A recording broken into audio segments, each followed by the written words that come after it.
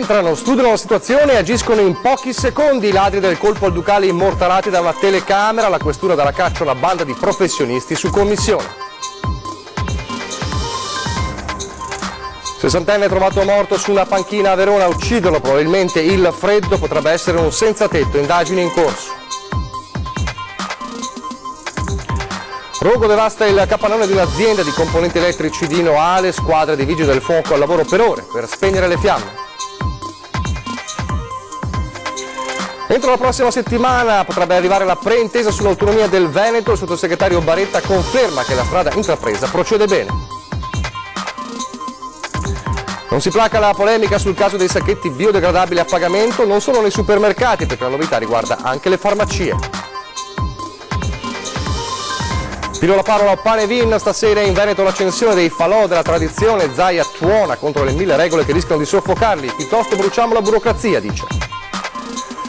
Il gesto di un gondoliere veneziano nei confronti di una ragazzina trevigiana disabile che si trovava in difficoltà, un passaggio gratis fino alla stazione per lei e la sua famiglia. Telespettatori di Antena 3, buongiorno, ben ritrovati. La prima edizione dei nostri telegiornali che si apre, come avete visto e sentito dai titoli, con la cronaca, ancora una volta con il colpo grosso al Ducale, un furto, un raid che ha fatto il giro del mondo, non solo dell'Italia. Come sappiamo, la questura dà caccia a una banda di professionisti, probabilmente hanno agito su commissione, quegli stessi professionisti immortalati da una telecamera proprio mentre in pochissimi secondi effettuavano il raid. Studiato, preparato nei minimi dettagli, le immagini della videosorveglianza di Palazzo Ducale mostrano la rapidità del colpo. I ladri, 2, si possono vedere in azione, hanno agito in una manciata di secondi. Hanno aperto la teca con un grimaldello in plastica, quasi fosse solo appoggiato, poi hanno preso la spilla di diamanti e gli orecchini del Maharaja, hanno infilato i gioielli in tasca e si sono allontanati con la stessa calma con cui sono entrati. Immagini davvero inquietanti, la facilità con la quale sono riusciti a forzare la teca e poi l'allarme a scoppio ritardato. Una certezza c'è, sono dei professionisti. 2, come detto, le persone immortalate, uno con un basco in testa, l'altro con un cappellino a volto scoperto, vestiti con piumini, passeggiano nella saletta all'inizio con 4 altri visitatori. Poi, quando sono soli, si avvicinano alla teca, su una parete laterale, uno fa il palo, l'altro armeggia, uno 2 volte alla base della teca, si volta, guarda verso l'uscita e dopo pochi secondi la apre. Gli inquirenti ritengono che al colpo abbiano partecipato anche altre 2 persone e su questo video stanno indagando gli uomini della questura e la squadra investigativa giunta da Roma. I ladri hanno lasciato pochissime tracce. Molto probabilmente gli Arsène Lupin della Laguna hanno consegnato i gioielli a qualcuno che li attendeva in altre sale, poi si sono allontanati indisturbati. Un furto quasi sicuramente su commissione. Nella stessa teca c'era anche una collana che non è stata toccata.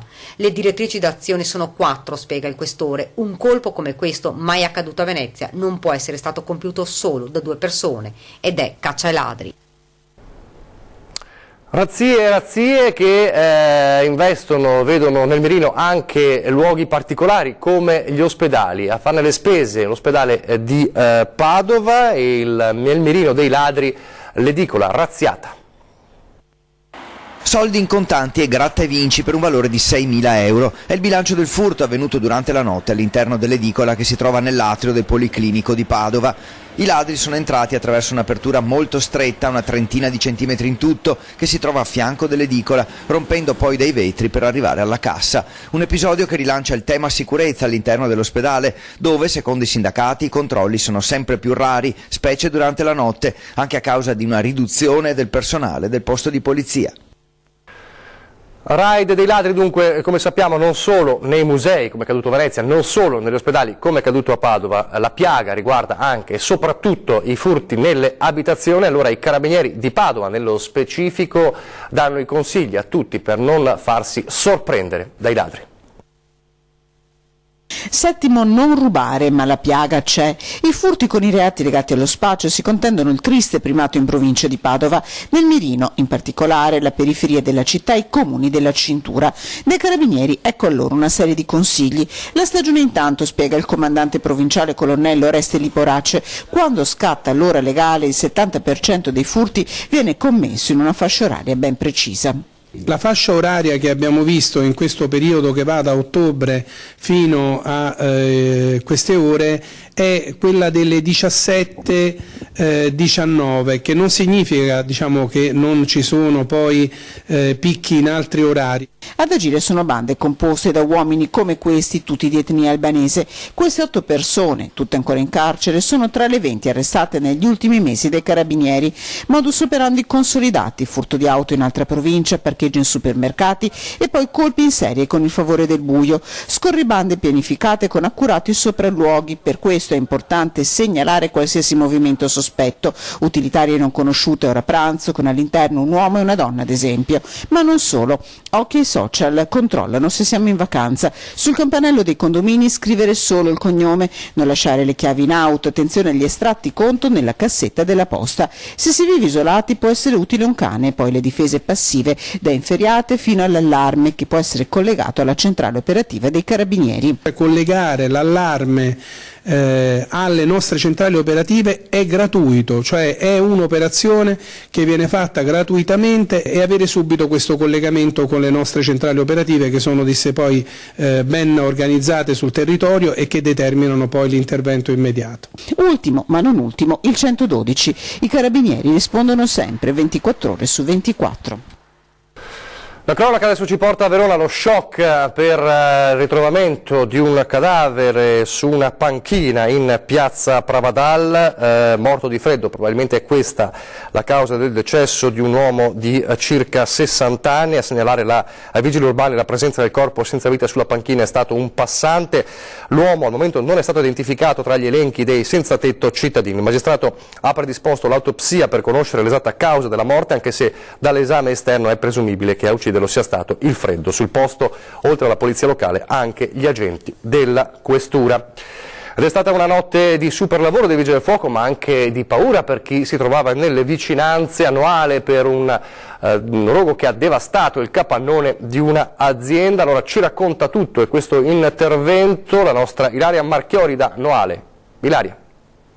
Sì, buongiorno. 6 squadre dei Vigili del Fuoco sono intervenute ieri sera a Noale, in via Moniego Centro, proprio poco distante dalla piazza cittadina, per un incendio che è divampato poco dopo le 20 in una ditta specializzata in impianti elettrici di 1200 metri quadri. C'è stata molta paura tra i residenti, che improvvisamente hanno visto il cielo illuminarsi proprio a causa delle fiamme che alte si sono propagate all'interno di tutto il capannone. Sul posto, oltre ai Vigili del Fuoco, sono giunti anche i carabinieri e i sanitari del 118 in caso ci fosse stato bisogno di dare assistenza a qualcuno, ma comunque non ci sono state persone né intossicate né ferite. Le fiamme hanno danneggiato più di un veicolo che si trovava all'interno del capannone e potrebbero proprio essere state originate da un furgone o da un mezzo pesante. Comunque tutto questo è al vaglio dei Vigili del Fuoco, e poi da lì il rogo si è allargato anche al resto della struttura, riportando danni molto pesanti. L'area comunque è stata circoscritta, tanto che sono riusciti a salvare la parte amministrativa dell'azienda, e per precauzione l'amministrazione comunale ha chiesto ai residenti della zona di chiudere le finestre e rimanere in casa, anche perché l'incendio ha comunque riguardato materiale plastico come la guaina dei cavi che si trovavano all'interno del capannone. Da Noale è tutto, restituisco la linea allo studio. Grazie a Ilaria Marchiori. Parliamo adesso di Los Roques. Ieri i 10 anni dalla tragedia di Los Roques, e ieri sera 20:10 era ospite Romolo Guernieri, il padre di Bruna, scomparsa con il marito Paolo durante le figliolette nella tragedia. Dure nel corso della trasmissione le parole dell'uomo nei confronti di chi in questi anni avrebbe fatto poco o nulla per recuperare i corpi di quella famiglia che sono ancora là sotto. Sentiamo cosa ha detto in questo estratto di 20:10. L'anno scorso 2 anni fa ormai, in novembre abbiamo avuto un incontro con l'ambasciatore venezuelano a Roma per vedere, di sollecitare, e lui viene fuori bello tranquillo dicendo che il governo italiano, nei vari incontri bilaterali che hanno abitualmente tra stati, non ha mai sollecitato e mai messo all'ordine del giorno o sul tavolo la nostra questione. Il governo venezuelano questo? No, il governo italiano non ha mai fatto presente al governo, all'ambasciatore, al governo venezuelano. Lì bisogna capire a chi credere, no? Il Venezuela quello ce l'ha detto proprio con una... Il che noi siamo rimasti, non voglio dire una parola volgare, ma siamo rimasti male. Queste le parole dunque di Romolo Guerrieri, che aumentano ovviamente la rabbia per questi 10 anni di attesa per ora vana. Non è invece un'attesa vana quella sull'autonomia, perché la corsa all'autonomia del Veneto è sempre più spedita e c'è attesa per la preintesa con il governo a gennaio sulle prime materie dell'autonomia, una preintesa che potrebbe arrivare davvero a breve, lo dice il sottosegretario all'economia per Paolo Baretta, presente a tutti i tavoli degli incontri tra Luca Zaia e il sottosegretario Bressa. Sentiamo. Io penso che già la settimana prossima ci incontreremo e l'ipotesi è quella di arrivare ad una preintesa sulle prime materie. Dunque il percorso verso l'autonomia del Veneto per le materie, tra cui ambiente, lavoro, sanità, concordate da Regione e Governo, sta procedendo e procede bene. Così il sottosegretario Baretta fa il punto sul dialogo in corso con il governatore Zaia. Sul tavolo anche la volontà di trattenere in Veneto le risorse stabilite con Roma. Credo che sia la strada più seria quella di evitare che i soldi vadano, la parte che si converrà, no? Vadano fino a Roma per poi tornare indietro. Non ci sono spese di trasporto, ma diventa un percorso inutile e quindi trovare una soluzione che preveda che la parte concordata in origine resta di competenza. Questo, spiega il sottosegretario, eviterebbe eventuali tagli da parte del governo. Penso ad esempio quando in piena crisi economica il governo Monti cominciò a tagliare i trasferimenti alle regioni, ai comuni e alle province, in questo caso sarebbero esonerati da questo taglio. Insomma, tutto sembra andare nella direzione giusta per arrivare a breve ad una preintesa. Possiamo dire che la settimana prossima potrebbe esserci la preintesa? Adesso non so se la settimana prossima la preintesa, sicuramente però siamo addirittura d'arrivo. Questa sera è la sera, come sappiamo, in tutto il Veneto della maggior parte dei falò, il panevino a Piro a Parova, come lo viene chiamato nella provincia di Venezia, insomma la notte dei roghi della Befana, ed è una tradizione che si rinnova e che seguiremo, ma è una tradizione anche condita, come sappiamo, da polemiche per le tante nuove regole sulla sicurezza che hanno visto cancellati alcuni anche panevin storici, una polemica sul quale è intervenuto anche con forza lo stesso governatore del Veneto, Luca Zaia. Ma guardi, mi sento di dire giù le mani dal panevin, finiamola con questa messa in scena che sembra che il panevin sia il responsabile di tutti i mali della comunità, dell'ambiente, di tutto. Ma guardi, nel panevin dovremmo andare lì con un bancale di carte e bruciare le carte e bruciare la burocrazia, questa è la verità. Il governatore Luca Zaia non ci sta proprio a veder sparire piano piano dal Veneto, in particolare dalla Marca trevigiana, i tradizionali panevin cancellati dalla troppa burocrazia, un problema che puntualmente torna a bussare ad ogni inizio anno. Ci provano ogni anno perché il panevin è la festa del popolo, se fosse la festa dei VIP e magari di qualche benestante, molto probabilmente si guarderebbero bene di rompere le scatole ai panevin. Ben venga la sicurezza e l'attenzione all'ambiente, ma da qui a ridurre il panevin a capro espiatorio di tanti mali è inaccettabile, continua Zaia. Sembra che su 365 giorni all'anno l'unico problema che ci sia in Italia, e in questo caso in Veneto, sia quello di rompere le palle a chi fa i panevin. Ma lasciamoli in pace questi panevin che da una vita, da secoli che si fanno. I panevin devono continuare ad esistere, sono una tradizione, una festa del popolo veneto, sottolinea il governatore. I panevin vanno fatti, una tradizione che si perde nella notte dei tempi, un momento di aggregazione, e non dimentichiamoci che i panevin non vengono realizzati per fare bilancio o per sistemare i conti di qualche famiglia, di qualche imprenditore o di qualcuno, ma vengono fatti perché tutto l'incasso poi viene devoluto in beneficenza. Tradizioni alle quali, seppur a malincuori, molti hanno rinunciato, come nel caso di Sebastiano Bacicchetti, che quest'anno si è visto costretto a cancellare il tradizionale panevin che da un secolo la sua famiglia organizzava sul Colle San Paolo a Vittorio Veneto. Troppe procedure burocratiche da seguire che inevitabilmente fanno lievitare i costi, e così il signor Bacicchetti ha preso questa seppur dolorosa decisione. L'anno scorso si è un po' complicata, abbiamo dovuto fare una domanda in marca da bollo e fin qua ci stava. Adesso col piano di sicurezza redatto da un ingegnere diventa economicamente complicato. Da una polemica all'altra, il dibattito che non si placa sulla questione dei sacchetti biodegradabili a pagamento, ma non solo nei supermercati. Perché? Perché la novità riguarda anche le farmacie. Non solo quelli per frutta e verdura, anche i sacchettini biodegradabili utilizzati per i medicinali dal 1° gennaio sono diventati a pagamento. Il costo varia da farmacia a farmacia e a seconda della grandezza, ma si aggira intorno ai 5 centesimi. Le farmacie obbligatoriamente devono sullo scontrino far comparire il prezzo del sacchetto. Sarà poi il singolo farmacista a decidere se addebitare o meno il costo al cliente. Molto probabilmente più di qualcuno metterà sullo scontrino il prezzo del sacchetto, ma non lo accollerà al cittadino. Sorpresi i cittadini che in questi giorni hanno trovato la novità non solo nei supermercati ma anche in farmacia. Qualcuno dice è il solito imbroglio, qualcuno sorride, altri hanno preso correttamente l'idea del legislatore dicendo bene, la prossima volta mi porto il sacchetto da casa. L'obiettivo della normativa è di per sé giusto, spiega Gariboldi Muschietti, discutibile invece il metodo. Un'educazione inutile, perché l'educazione si fa con la prevenzione, con l'insegnamento, mai mettendo le mani nelle tasche ai cittadini, anche se si tratta di pochi centesimi, però è fastidioso dover fare questo. Lo scopo è quello di incentivare il cittadino a portarsi il sacchetto da casa. Più di qualcuno ha già recepito, ma non c'era bisogno di farli pagare, perché quelli che porteranno il sacchetto da casa già da prima venivano con la borsa da casa.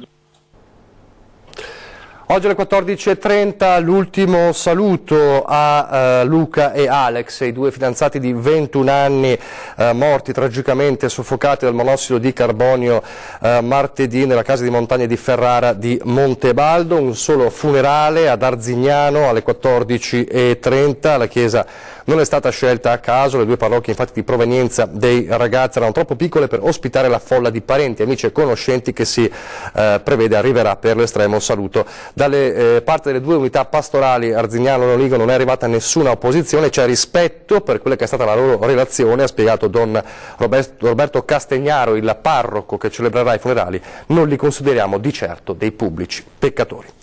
Adesso una breve pausa pubblicitaria.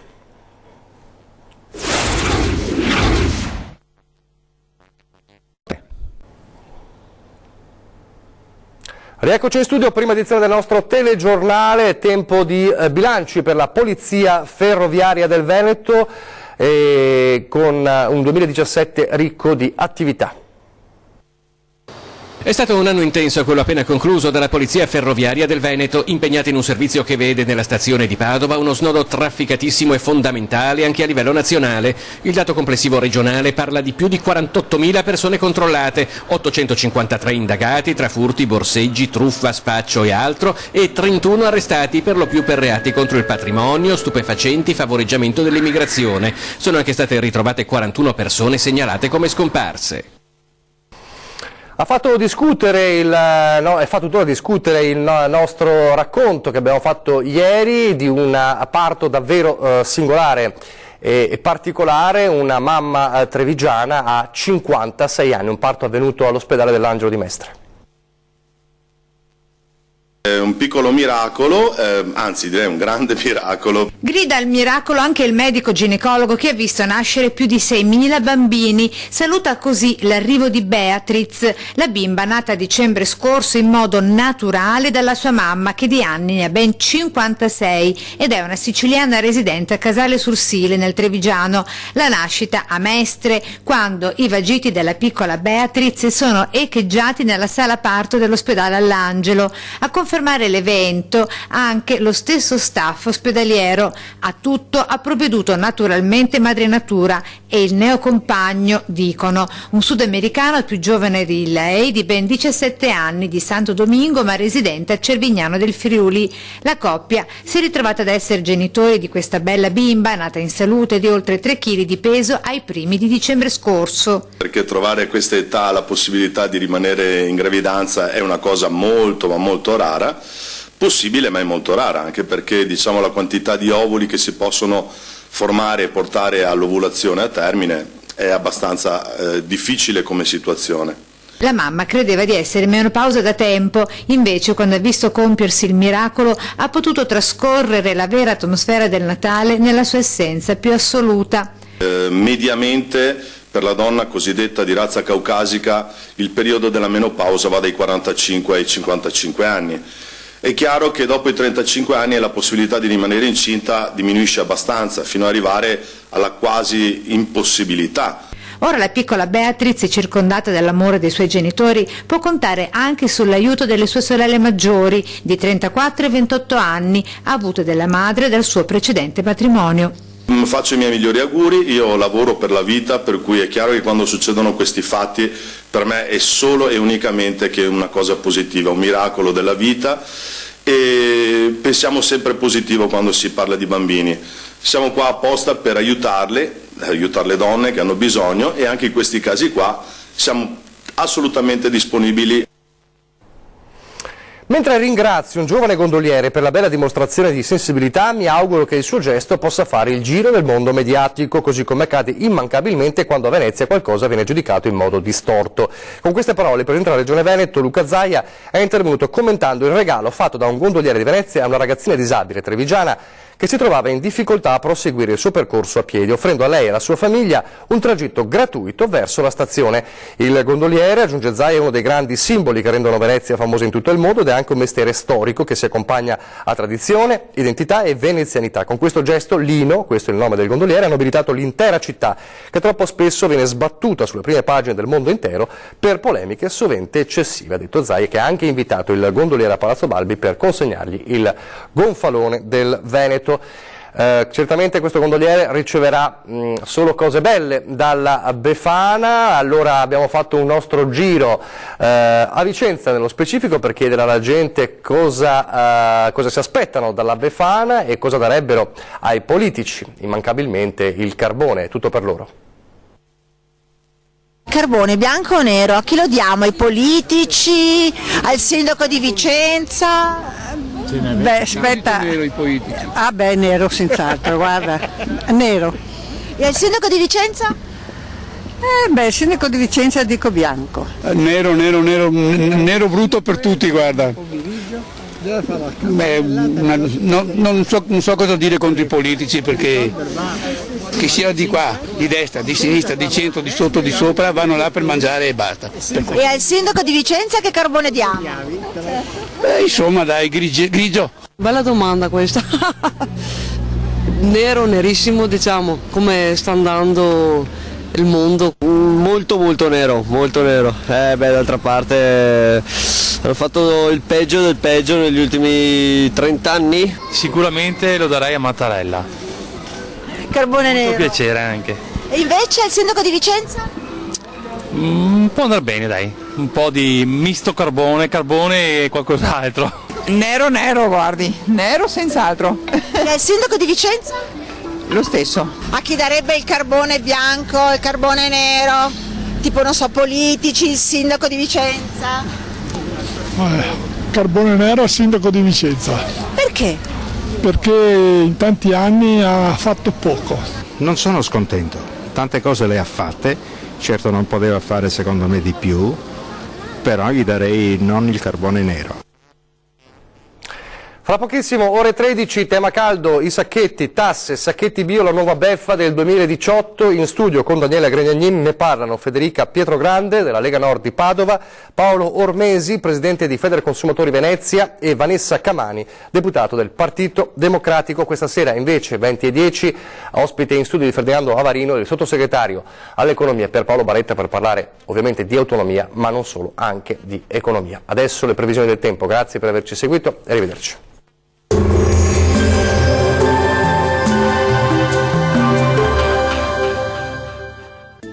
Ancora locali riduzioni della visibilità sulle pianure, ma tempo in prevalenza buono, salvo per qualche isolato fenomeno. Andiamo nel dettaglio con la previsione di venerdì 5 gennaio. Sul Veneto foschie, nebbie e nubi basse, specie al mattino sulle pianure meridionali della nostra regione, più sole altrove. Col passare delle ore cielo spesso coperto un po' su tutti i settori, ma senza altre conseguenze. Le temperature massime saranno comprese tra 8 e 11 gradi, valori minimi tra -1 e 3 gradi circa. Che tempo farà sul Friuli Venezia Giulia? Il tempo sarà in prevalenza buono, con più spazi soleggiati al mattino, poi dal pomeriggio il cielo si copre un po' ovunque, anche con possibili deboli piovaschi su Goriziano e Triestino. Le temperature massime saranno comprese tra 9 e 11 gradi, i valori minimi tra 1 e 5 gradi circa.